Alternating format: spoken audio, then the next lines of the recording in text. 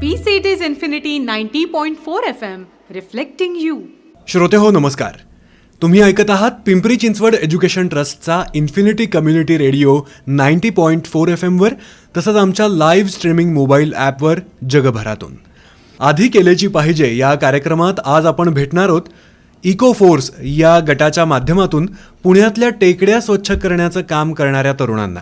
आजच्या या कार्यक्रमात सहभाग आहे ओजस फाटक आणि साहिल गोलटगावकर यांचा आणि त्यांच्याशी संवाद साधलाय RJ मैत्रेयी हिने. प्रत्येकाला वाटतं की समाजामध्ये चांगले बदल घडावेत. शिक्षण, आरोग्य, न्याय, सुविधा सर्वांना समान मिळाव्यात. वाटतं प्रत्येकासाठी उघडावेत आनंदाचे दरवाजे. यासाठी आधी केलेची पाहिजे. आधी केलेची पाहिजे.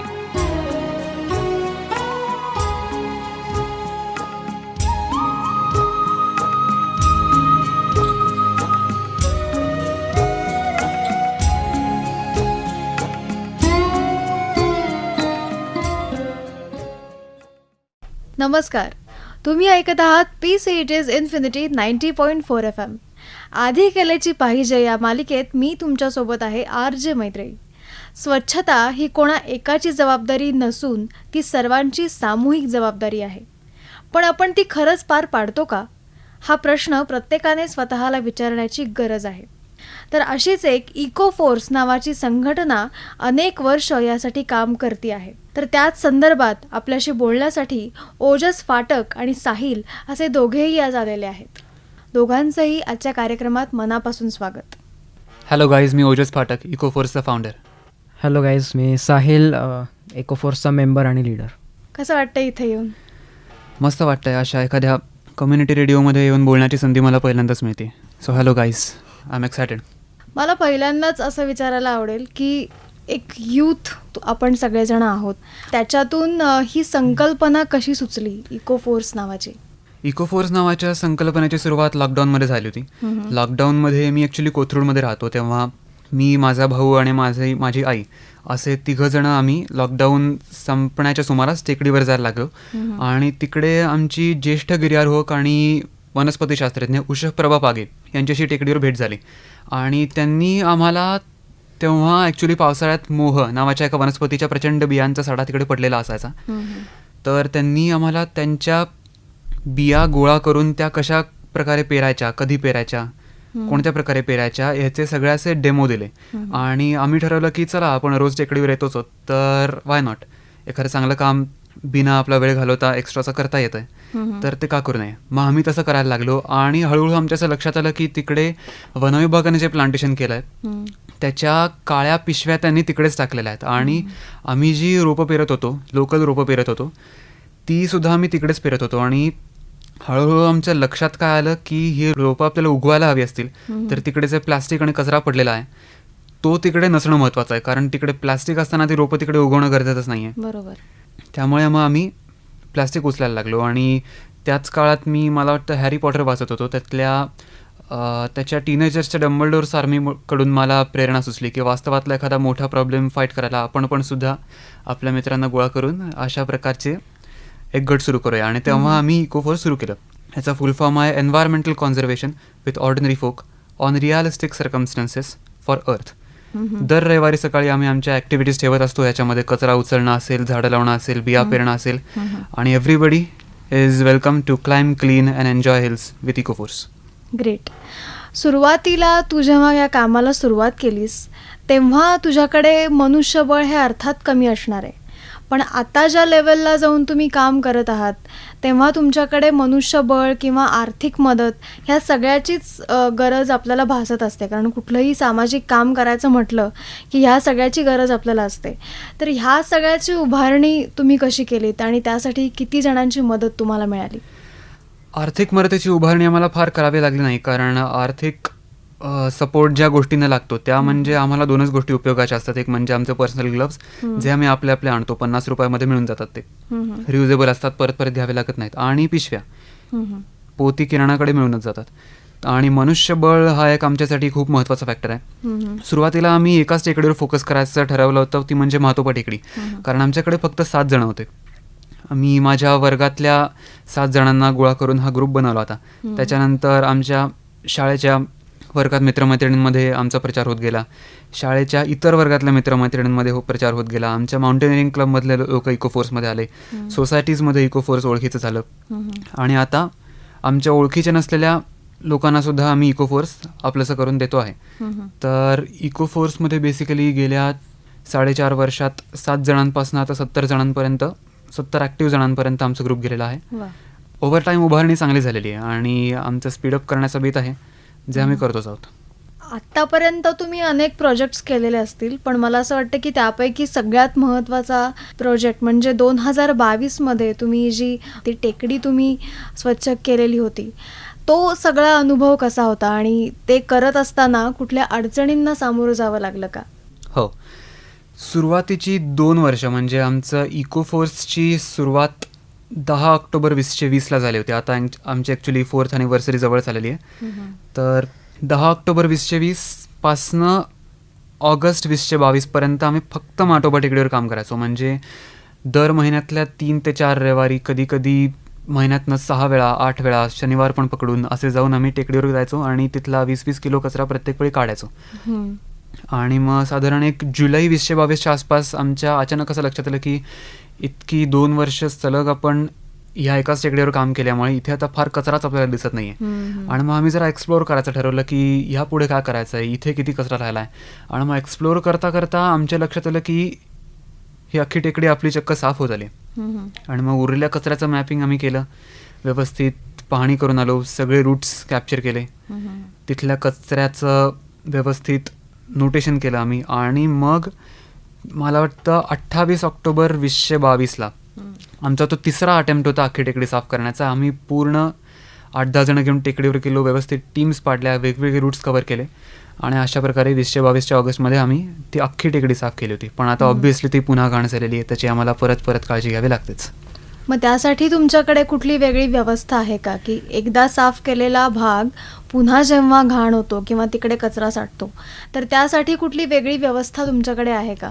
वेगळी व्यवस्था अशी नाही आहे, पण दर आठवड्याला आम्ही अशी टेकडीवर एक आमच्यातले लोक पाठवतोच की किती कचरा आहे, कुठे कचरा आहे ते बघून या.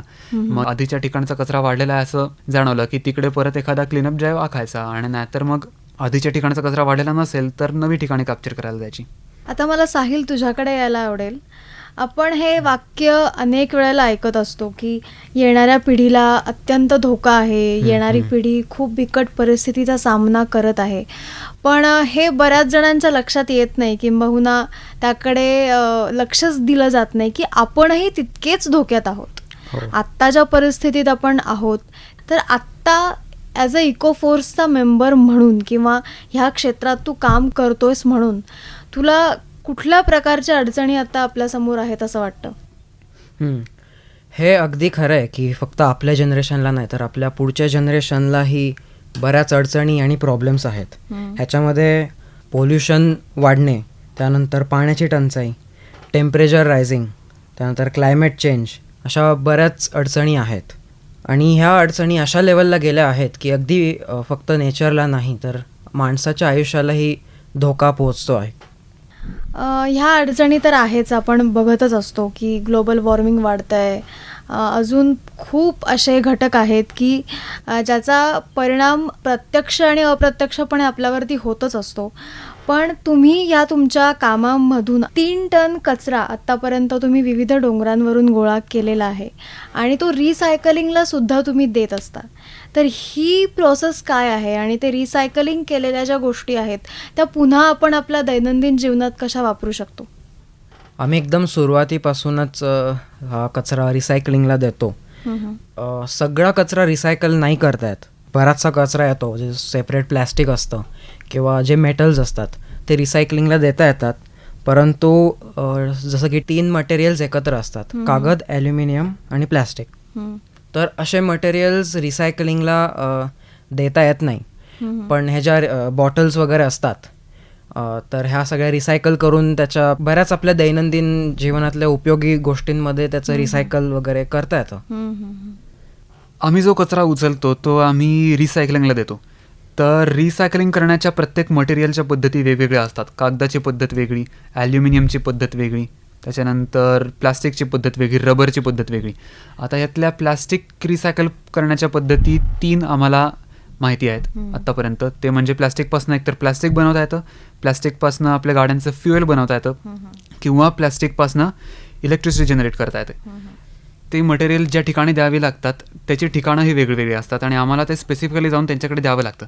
त्यामुळे कचरा उचलतानाच आम्ही तिकडे ड्राईव्हच्या वेळेस स्ट्रॅटेजी अशी ठेवतो की जी जास्त मजबूत पोती असतील त्याच्यात काचा भरूया, मग अजून मजबूत पोती असतील त्याच्यात तुटलेल्या काचा भरूया, कारण त्याचंसुद्धा गणित वेगवेगळं असतं. मग अजून हलकी पोती असतील त्याच्यात सगळा कागद भरायचा आणि तो वेगळ्या ठिकाणी द्यायचा. असं सगळं रिसायकलिंग कसं करायचं आहे त्याच्यानुसार प्लॅनिंग आमचं ड्राईव्हच्या सुरुवातीच्या सकाळीच ठरलेलं असतं. तर आता ह्यापैकी रिसायकल्ड प्रोडक्ट्सपैकी मी पर्सनली काय करतो माहिती आहे का, मी अभ्यासासाठी आत्ता माझ्या 12वीच्या अभ्यासासाठी मी रिसायकल्ड वह्या वापरतो. त्याला रफ बुक्स असं दुकानात म्हणतात. मी चक्क नवा तयार केलेला पेपर वापरतच नाही. म्हणजे ऑब्व्हियसली पुस्तकासाठी वापरता येतो तो नाईलाजच आहे, पण मी कोणत्याही वेळी कागद वापरायची वेळ आली तर नवा कागद विकत घेत नाही. मी फक्त रिसायकल्ड कागद वापरतो. मी पर्सनली फक्त रिसायकल्ड पेन्सिल्स वापरतो. अजून काही मला फार काय म्हणतात इम्प्लिमेंटेशन फार आयुष्यात अजून करता आलेलं नाही आहे, कारण एवढे पण अजून रिसायकल्ड प्रोडक्ट्स वगैरे अवेलेबल नाही आहे, किंवा थोडे जास्त अजून महाग वगैरे असतात ते. सो रिसायकल्ड पेन्सिलपर्यंत अजून मी आत्तापर्यंत पोचलेलो आहे. पण आता रिसायकलिंगविषयी बोललो किंवा किती टन कचरा तुम्ही गोळा केलात ह्याविषयी पण आपण बोललो. पण मी जसं सुरुवातीला इंट्रोडक्शनमध्ये सांगितलं की स्वच्छता ही कोणा एकाची जबाबदारी नाही आहे, ती सगळ्यांची सामूहिक जबाबदारी आहे. तर लोकांना अशा कुठल्या सवयी बदलाव्या लागतील जेणेकरून कचरा कमीत कमी निर्माण होईल आणि तुमचं काम किंवा आपल्या सगळ्यांचंच काम स्वच्छतेच्या दृष्टीनं खूप सोपं होईल. अशा कुठल्या सवयी सांगता येतील का? आता बरेच पुण्यात टेकड्या आहेत, तर बरेच लोक टेकड्यांवर फिरायला वगैरे जातात. सोबत ते स्नॅक्स वगैरे काहीतरी घेऊन जातात खायला प्यायला. तर प्रॉब्लेम असा येतो की बऱ्याच वेळा हे खाऊन झाल्यावर तो कचरा तिकडेच टाकला जातो. बरोबर. तर मला वाटतं सगळ्यात महत्त्वाची सवय ही आहे की जो कचरा सोबत तुम्ही आणलेला आहे तोच तुम्ही परत घेऊन जायला पाहिजे. त्यानंतर मग इको फ्रेंडली प्रोडक्ट्स, म्हणजे आता आपण बऱ्याच गोष्टी दैनंदिन आयुष्यातल्या आहेत की ज्या इम्पॉर्टंट आहेत, पण त्याच्यामुळे नेचरला बराच हार्म पोहोचवतो आपण. तर आपल्या एरियात जे इको फ्रेंडली प्रोडक्ट्स विकणारे जे शॉप्स आहेत ते आपण जरा बघितले पाहिजेत, किंवा एखादी वस्तू तुम्ही घेतली आहे तर ती इको फ्रेंडली आहे का अवेलेबल, तर ते सर्च करून मग ऑप्शन असेल तर ती घ्यायला पाहिजे. ही एक अजून चांगली सवय आहे. त्यानंतर पब्लिक ट्रान्सपोर्ट हा एक महत्त्वाचा मुद्दा आहे. आता बऱ्याच वेळा आपण जातो, ट्रॅफिक खूप असतं. जे ऑफिसला वगैरे जातात ते स्वतःची त्यांची प्रायव्हेट एकच माणूस असतो, पण एक 4 व्हीलर घेऊन जातात. त्यामुळे बेसिकली ट्रॅफिक बरंच वाढतं आणि त्या ट्रॅफिकमुळे मग पोल्युशन आणि हे बाकीचे इश्यू येतात वरती. तर मला वाटतं की पब्लिक ट्रान्सपोर्टचा जमेल तेवढा उपयोग केला पाहिजे. आता पुण्यात मेट्रोज आल्यात तर मेट्रोचा वापर करता येईल. बऱ्याच कोपऱ्यांमध्ये बसेस वगैरे जातात तर त्याचा उपयोग करता येईल. तर या काही बेसिक सवयी आहेत त्या आपल्या आयुष्यात आणल्या की बराच फरक जाणवेल असं मला वाटतं. किंवा अगदीच बेसिक घेतलं तर प्लास्टिकच्या पाण्याच्या बाटल्या बंद केल्या आणि आपल्या स्टीलच्या किंवा अशा बाटल्या सुरू केल्या तर तोही एक खूप मोठा चेंज असेल असं मला वाटतं. हो, खरंय खरंय. स्वतःच्या मेटल्सच्या किंवा स्वतःच्या बेसिकली बॉटल्स घेऊन जायच्या, मग तुम्हाला बाहेरचं विकत घ्यावंच लागणार नाही आणि मग कचरा फेकण्याचा इश्यू जाणार. तर आतापर्यंत तुम्ही काम करत आहात, तर मला असं विचारायचं आहे की पुढे काय प्लॅन्स आहेत? म्हणजे आता अनेक टेकड्या, अनेक डोंगर, स्वच्छता, 3 टन कचरा, रिसायकल, हे खूप मोठ्या लेवलचं काम आहेच, पण आता भविष्यातले प्लॅन्स काय आहेत? पुढे काम करण्याची ॲक्च्युली आमची स्वप्न बरीच मोठी आहेत. म्हणजे ह्याला करायची तुम्ही आवाचे स्वप्नसुद्धा म्हणाल, पण आम्हाला ही सत्यात उतरवता येतील याच्यासाठी जे काही करता येईल ते करण्याचा प्रयत्न ऑब्व्हियसली करणारच आहोत. ह्याच्यात आम्हाला तुमची मदतसुद्धा लागेल ऑब्व्हियसली. सो मी सुरुवातीपासून सुरुवात करतो. ट्रिपल प्लॅनेटरी क्रायसिस म्हणजे पोल्युशन, क्लायमेट चेंज आणि बायोडायव्हर्सिटी लॉस. तर हे 3 जे ॲस्पेक्ट्स आहेत ते मास एक्सटिंक्शनचे सगळ्यात मोठे ॲस्पेक्ट्स आहेत. म्हणजे पोल्युशनमध्ये सगळ्या प्रकारचं पोल्युशन येतं. जे आपण हवेत पोल्युशन करतो, आपण जे जमिनीवर पोल्युशन टाकतो, आपण जे पाण्यात पोल्युशन सोडतो, त्याचे सगळे प्रकार, त्याच्यामुळे होणारे सगळे आपल्या वातावरणाचे परिणाम म्हणजे क्लायमेट चेंज. तर आता त्याच्यामध्ये तापमान कमी जास्त होणं असेल, पावसाचं प्रमाण कमी जास्त होणं असेल, त्याच्यामुळे उत्पन्न होणाऱ्या समस्या असतील, आणि या पोल्युशन आणि क्लायमेट चेंज या दोन्हीचे परिणाम, एकत्रित परिणाम मिळून आपल्याला रिझल्ट काय पाहायला मिळतो तर बायोडायव्हर्सिटी लॉस, म्हणजे आपल्या आजूबाजूच्या वेगवेगळ्या स्पीशीज आहेत त्या नष्ट होत चालल्या. बरोबर. तर इकोफोर्सची सध्या काम करण्याची फील्ड जी आहे ती पोल्युशनमध्ये आहे. आम्ही ऑलरेडी टेकडीवर पडलेला कचरा साफ करण्याचा प्रयत्न करत आहोत आणि लवकरच आम्ही पोल्युशन रिडक्शनवर काम करायला लागणार आहोत. म्हणजे हा कचरा मुळात उत्पन्न होऊच नाही आहे किंवा उत्पन्न झालेला कचरा लोकांनी टेकडीवर टाकू नये. ह्याच्यामध्ये आता एक महत्त्वाची स्टेप जी येते ती आहे, साहिलने मगाशी म्हटल्याप्रमाणे, वाईट मटेरियलमध्ये आलेला आपला जो माल असतो तो विकतच न घेणे.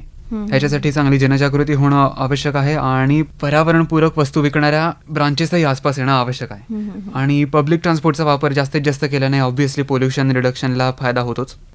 तर बेसिकली इकोफोर्सचा पुढचा प्लॅन असा आहे की आपल्याला जास्तीत जास्त लोकांना सोबत घ्यायचं आहे, जास्तीत जास्त क्वालिटीचं काम करायचं आहे आणि जास्तीत जास्त फिजिकल इम्पॅक्ट असा आपल्या आजूबाजूच्या एन्व्हायरमेंटवर करायचा आहे की ज्याने तापमान वाढ, पोल्युशन आणि बायोडायव्हर्सिटी लॉस तिन्ही कमी व्हायला चांगली मदत होईल. मला तेच विचारायचं होतं की काम तर तुमचं खूप मोठं आहे, पण आम्हाला जर तुम्हाला मदत करायची असेल तर तुमच्यापर्यंत पोहोचण्याचे मार्ग कोणते आहेत?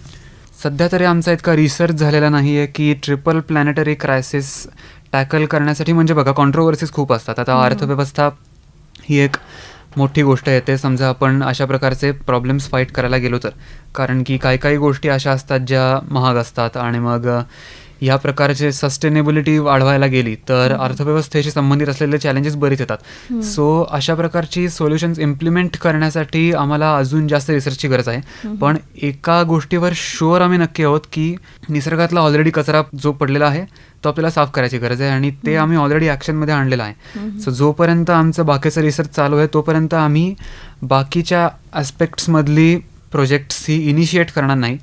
आम्ही ते लवकरच करू. पण आत्ता ह्या मोमेंटला तुम्ही आम्हाला मदत ह्याच्यात करू शकता की ज्या रविवारी तुम्हाला टेकडीवर येणं शक्य आहे, ज्या रविवारी तुम्हाला टेकडी चढून ती एन्जॉय करण्याची आणि साफ करण्याची इच्छा होईल, त्या रविवारी तुम्ही आमच्याबरोबर येऊ शकता.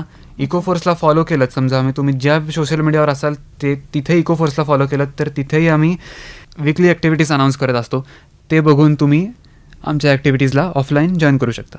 कचरा आपल्या निसर्गात पडलेला असतो, तो फक्त टेकड्यांवरच पडलेला नसतो आणि आपल्याला माहितीच आहे की ही समस्या काही फक्त पुण्यात नाही आहे, अख्ख्या भारतभरात, अख्ख्या जगात, इवन जमीन सोडून ही पाण्यात सुद्धा समस्या आहे. आता समुद्रातल्या कचऱ्याबद्दल आपण काही करू शकत नाही, मात्र बाकीच्या शहरातनं तुम्ही समजा ऐकत असाल, तुम्ही पुण्यातनं ऐकत नसाल तर फक्त त्या शहरात टेकड्या, नद्या, आजूबाजूची पठारं, गवताळ माळरानं, इकडे समजा तुम्हाला कचरा पडलेला दिसत असेल तर तिथलाही तुम्ही साफ करू शकता.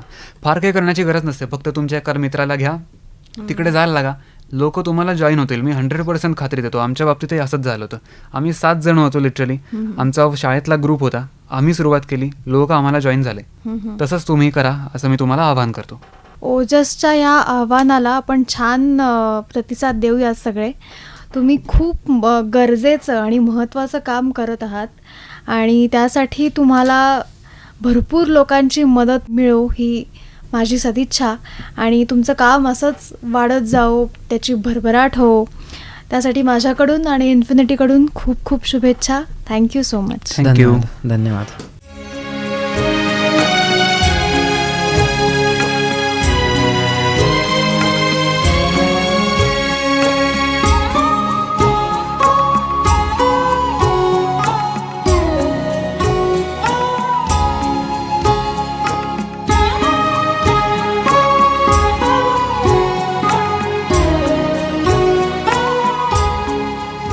श्रोते हो, इको फोर्स या गटाच्या माध्यमातून पुण्यातल्या टेकड्या स्वच्छ करण्याचं काम करणाऱ्या तरुणांचं काम आजच्या आधी केलेची पाहिजे या कार्यक्रमातून आपण जाणून घेतलं. यामध्ये आज सहभागी झाले होते ओजस फाटक आणि साहिल गोलटगावकर आणि त्यांच्याशी संवाद साधला होता RJ मैत्रेय हिने. श्रोतेहो, या कार्यक्रमाविषयीच्या तुमच्या प्रतिक्रिया आमच्यापर्यंत जरूर पोचवा. 9371332683 अर्थात 93-71-33-26-83 या आमच्या व्हॉट्सॲप नंबरवरती, किंवा इन्फिनिटी कम्युनिटी रेडिओच्या ॲपवर चॅट रूम नावाचा ऑप्शन तुम्हाला दिसेल. त्यामध्येही तुम्ही तुमच्या प्रतिक्रिया आवर्जून नोंदवू शकता. आणि निसर्ग स्वच्छ ठेवण्यासाठी तुम्ही काय काय करता हे सुद्धा आम्हाला या प्रतिक्रियांमध्ये नक्की कळवा. ऐकत रहा PCET's इन्फिनिटी 90.4 FM, हा पिंपरी चिंचवडचा पहिला कम्युनिटी रेडिओ, रिफ्लेक्टिंग यू.